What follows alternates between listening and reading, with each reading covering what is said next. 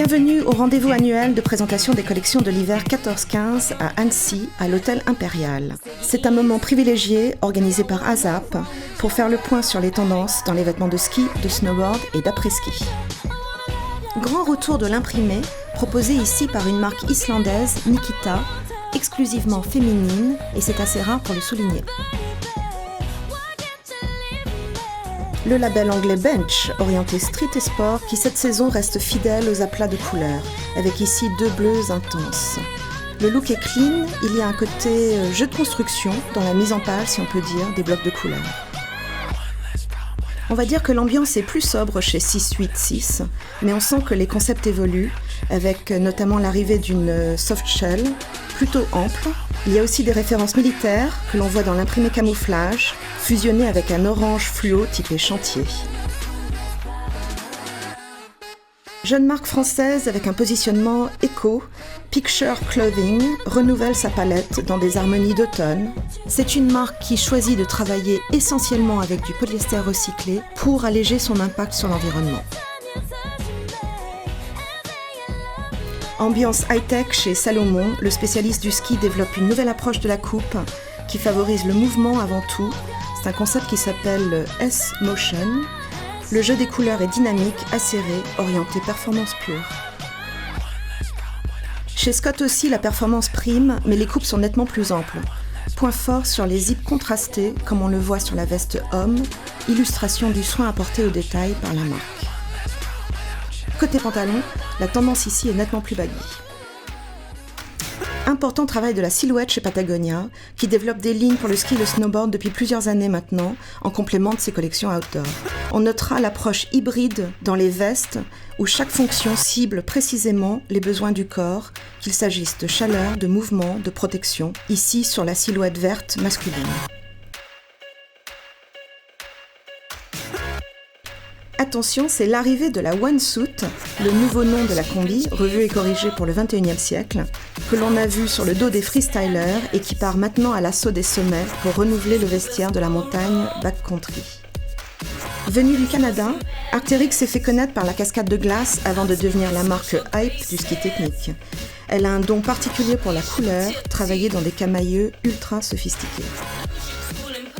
Grosse tendance sur les coloris signalétiques chez The North Face, le jaune et l'orange fluo vont illuminer les pistes. Effet de superposition innovant avec le retour du gilet multipoche façon reporter, peut-être pensé pour caser tous nos appareils embarqués. Encore un autre effet inédit à noter, les zips bicolores. Nouveau détail de couleur flashy sans être too much. Une ronde, littéralement, sobre mais dynamique pour la saison. Les couleurs sont tranchées, les effets d'aplat sont en monochrome ou contrastés. C'est un bon résumé finalement des gammes les plus techno de cet hiver.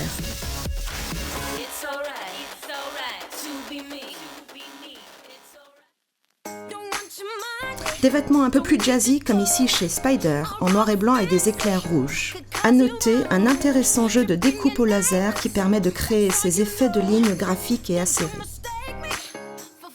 Les articulations de couleurs et de détails donnent un look architecturé à la collection de Kjus. C'est la signature du champion de ski norvégien Lasse Kjus. Ici Dainese, la marque italienne venue du monde de la moto et spécialiste des protections pour freeriders. Elle propose des pièces très techniques avec des jeux de couleurs raffinés et ultra stylés. Le casque assorti est de rigueur. Chez Ed, il y a un petit côté rétro-moderne cette saison que l'on voit dans les matelassages au coude et à l'épaule, notamment dans la veste féminine. Mais l'ambiance générale est plutôt sobre, basée sur des matières high-tech. Avec à ce sujet une nouvelle doublure dont les performances ont été améliorées. Attention, la tendance est au bleu-blanc-rouge chez Rossignol, qui enfonce le clou de sa Frenchitude. Elle reprend le style classique racing, transposé sur des formes un peu plus amples et un peu plus actuelles, avec des accents argentés qui font un effet un peu bling-bling. L'argent métallisé est également présent chez Degré 7, qui l'associe avec des pastels hyper frais et toniques, un peu façon Silver Surfer sur les pistes.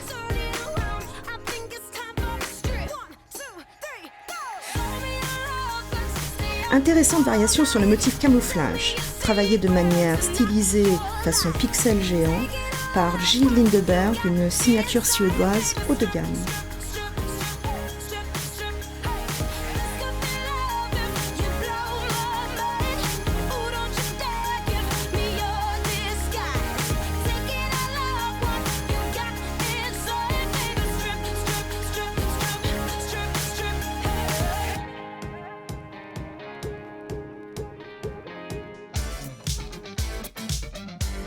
Retour d'une grande signature de l'exploration arctique avec Amundsen, qui a été relancée par le petit-neveu du célèbre aventurier.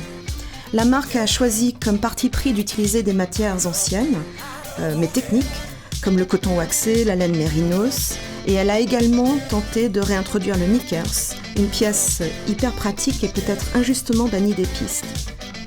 Autre détail rétro qu'elle essaye de réintroduire, ce sont les fermetures lacées, comme au bon vieux temps.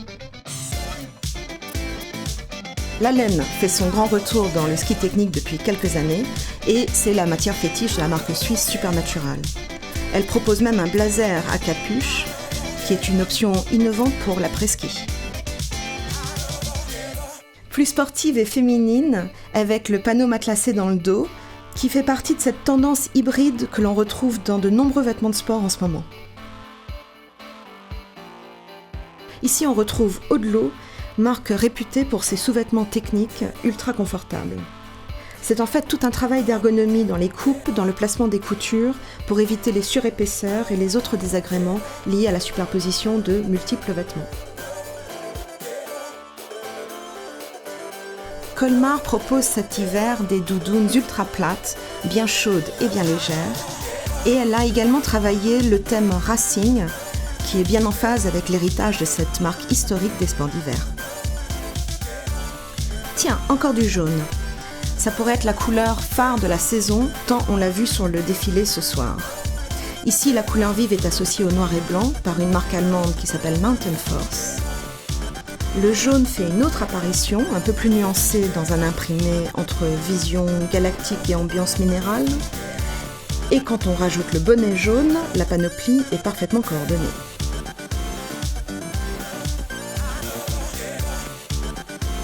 Décidément, le jaune s'impose. Ici, c'est une version un peu plus pastel, presque poussin, on pourrait dire.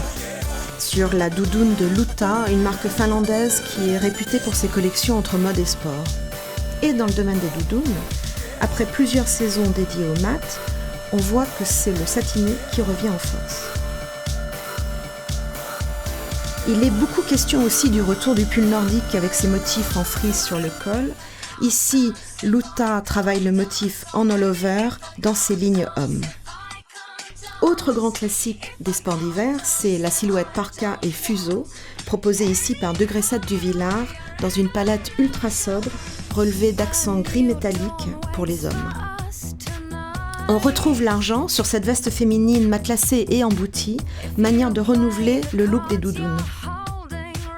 Séquence dédiée au fuseau féminin, ici c'est Postcard d'une marque chic italienne.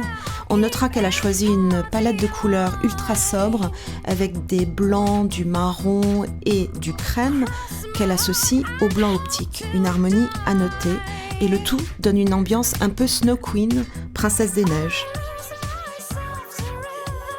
Depuis quelques saisons, Ski Lacroix développe toute une panoplie d'accessoires et de vêtements en complément de ses skis haut de gamme. Le tout est décliné généralement en noir et blanc, typé design.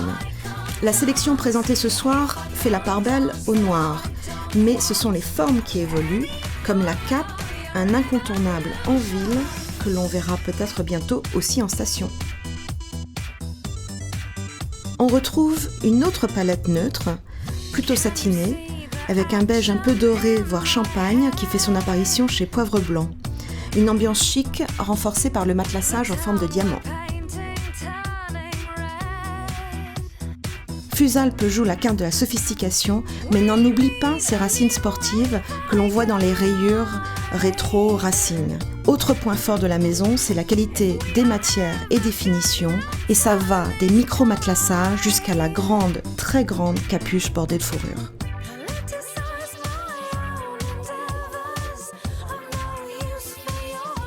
Protocol.